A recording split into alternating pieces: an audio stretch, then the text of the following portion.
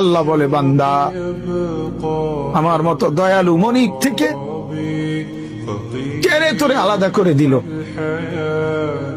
মা গাররাকা,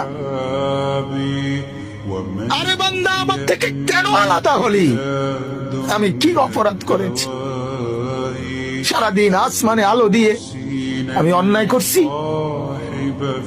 আজ আবার রাতের বেলা ঘুমের পরিবেশের জন্য অন্ধকার করে দিয়ে আমি অপরাধ করছি? মা গাররাকা, এই যুবক, তোমার কাছে তোমার মালিক অপরাধ কি করছে বল না বেটা,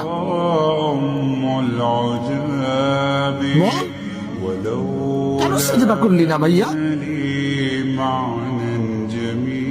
আল্লাহ তোমার কাছে কি অন্যায়টা করছে? কি অন্যায় কি না দিছে মালিক? মা গাররাকা বিরব্বিকাল কারীম,